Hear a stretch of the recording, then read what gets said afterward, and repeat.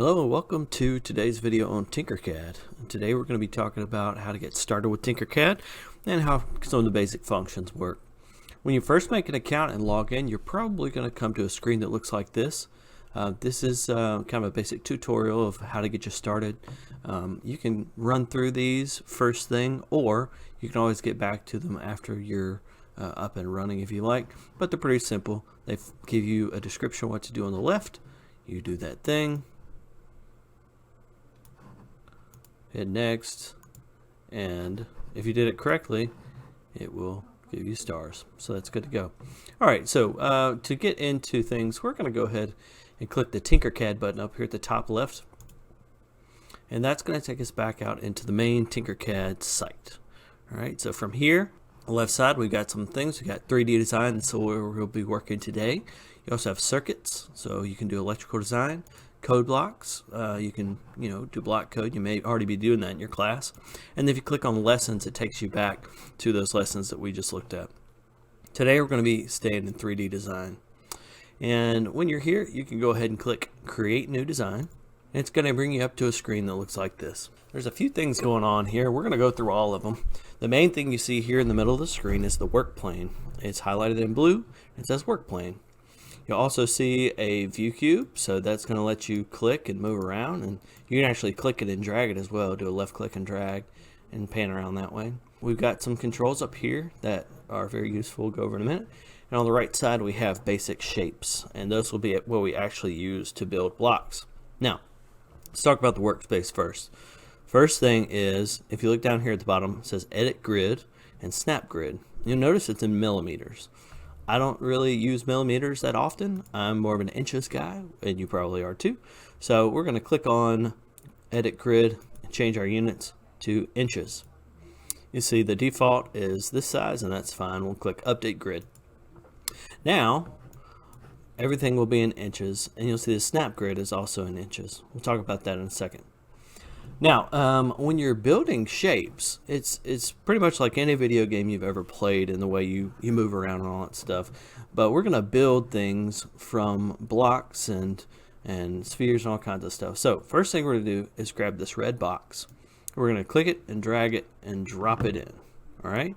Now, you'll see that it is in our 3D space. If you click on it, it actually gives us an extra box up here at the top right that we can use to change things. You also see that we've got some different things going on with the box. If I hover over the white squares, you see it actually gives me a dimension. If you hover over the black squares, it gives you a dimension. If you hover over the little arrows, it gives you a rotation circle. So what this lets us do is actually click on these and drag and resize. So if you click on the white box here and drag it, you can change it in the X and Y direction at the same time. If you click on the black boxes, you can go in either the X or the Y direction, one at a time. And you'll notice over here on the side, it's actually giving us a dimension as well. That's how big it is in real life. So what we're going to do is we're going to take this little box and we're going to turn it into a keychain. So I'm going to click on it.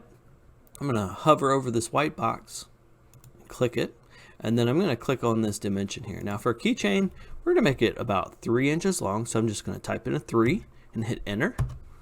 And then we're only going to make it about 1 inch high. So we go 1, hit enter. Now, this is well and good, but the problem is it's still really thick. It's about 1 inch thick. So we want to click it again, and you'll notice that there's also a white box on the top and an arrow on the top. The arrow would move it. This arrow would rotate it. So we're going to grab the white box, click it, and we're just going to make this about 0.25 inches or 1/4 inch thick. Hit enter. So now you can see it is nice and thin. That's how you kind of change objects. It doesn't matter what the shape is. It always changes the same. If you're just going for looks, you can just drag it. If you need something specific size-wise, you can type in those dimensions manually like we did.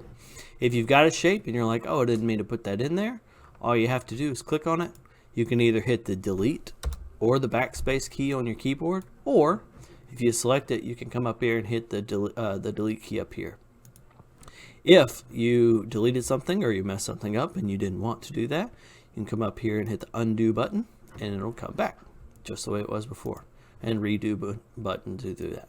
Okay, so now let's keep working on this keychain. The main thing here that we're looking at is when you click on it, we've got really sharp edges on this thing. That's not going to work really well for us. So we're going to click on it and then come up here to this new menu that's popped up. You see there's a radius option. If we click that and drag it, if we go to the extreme, you see it almost turns it into kind of an oval shape because it's rounded all those quarters off. That's what the radius is talking about. So we want to bring it back. We just want to kind of just barely break those edges because we don't want it to stab us when it's in our pocket. You got to be really careful with this because if you round it too much with the radius, you'll see that it actually kind of cuts back here. And when you go to 3D print that, that's going to cause a problem. It's going to have to support that. And so instead, we want to make it pretty much flat on the bottom like it is now, but give it just a little bit so that it won't stab us in the leg. All right, maybe just a little bit more. All right, I like that. Okay, so now that's pretty much done. So now we want to actually add some content to this. So what we're going to do is we're going to have to bring in some text. I'm going to put my name on here. If I bring text in right now, we're going to drag it over here and look, I'm going to look straight on with my view cube. You'll notice that it's on the same plane as the bottom of our keychain. And what I really would like to do is cut into the top of that keychain. So I'm just going to delete this. And then what we can do is we can change the location of our work plane temporarily. If you go up here to the top of the basic shapes, it says work plane tool. We can click on that. And then you see there's a little blue box following me around. If I hover over the top of my shape, it actually changes orange and it changes to the direction of the shape face. So I'm going to click on the top of the shape. You see now we've got an orange temporary work plane. You notice it's on the top of our object. So now when I bring some text in, it sits on top of our object instead of in the same plane as it. So what we can do now is we can change it. So you go over here to the context menu again, change the text. I'm going to put my name, which is Wes, if it wants to. Here we go, Wes. And you'll notice it's a little big, so I'm just going to scale it down some so it'll fit. And then I can manually move it, but you see it's really difficult to get it to line up. And part of that is the snap grid we talked about earlier. So if we come down here, we can change it. Right now it's snapping in 1/8 inch increments. You see it says on the screen minus 1/8 inch. I could actually make that finer, or I could turn it off completely so I've got like completely free motion here.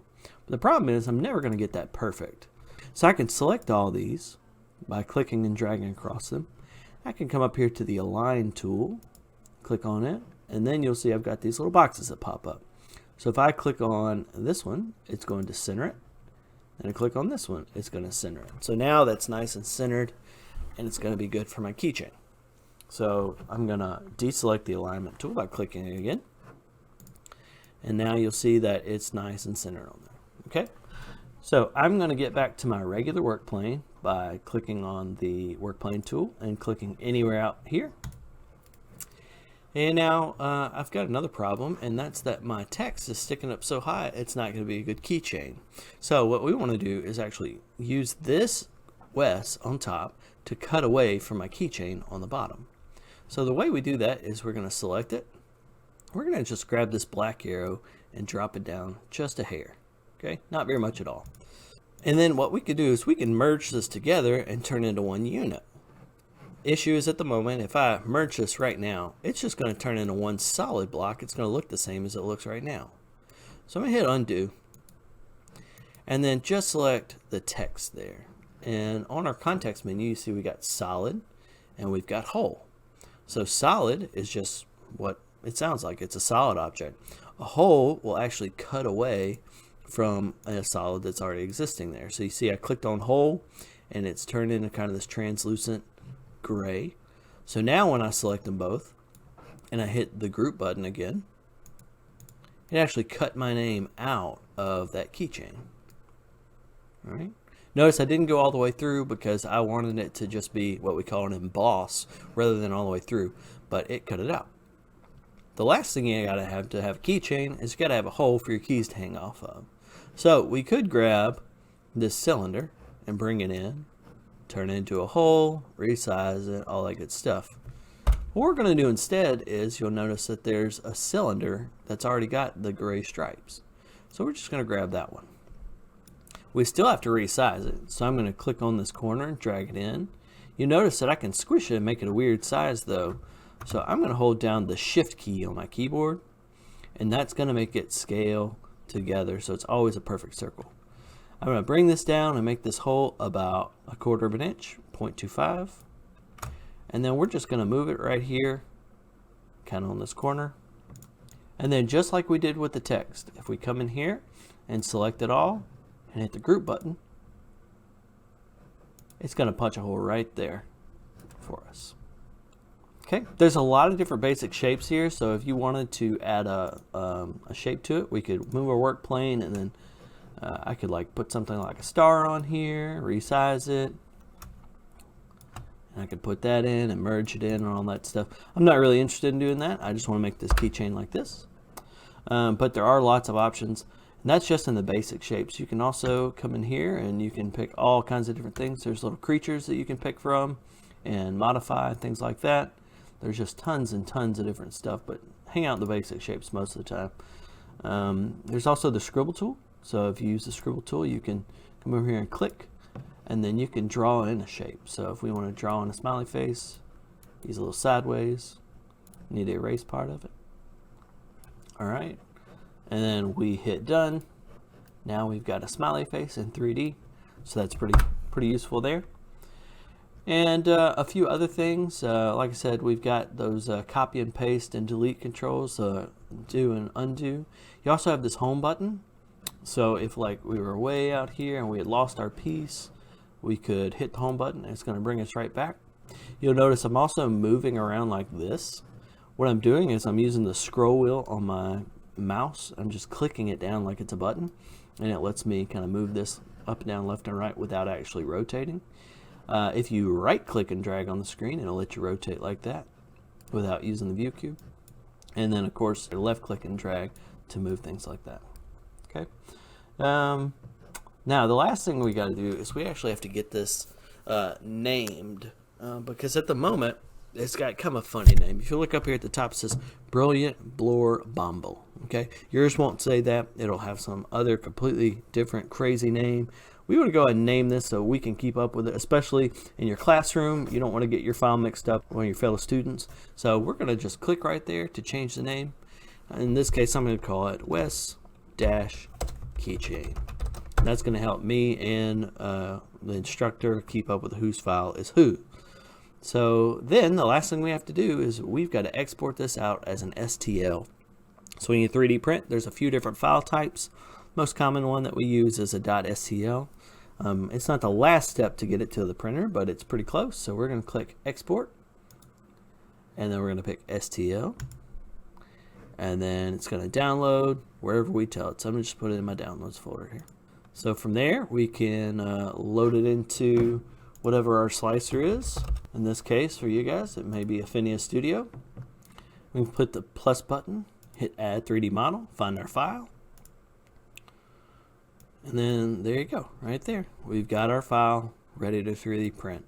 The biggest thing is, remember, we didn't want to radius that too far. This thing is still sitting just a little bit off the bed, but it'll be okay because it'll add in that raft and you'll be good to go. This has been how to use TinkerCAD to design a file to 3D print. You're not limited just to keychains. That was just my example today. You guys can really go crazy with this, and there are people who actually run businesses from their house and all they use to design with is TinkerCAD. So it's a really fun program if you learn how to use it. You can go really far with this, and it also is a good jump off point to get into other programs that do 3D modeling. So if you have any other questions, let me know, and I'm more than happy to help. This has been Wes with McGee Enterprises. I hope you guys have a great day.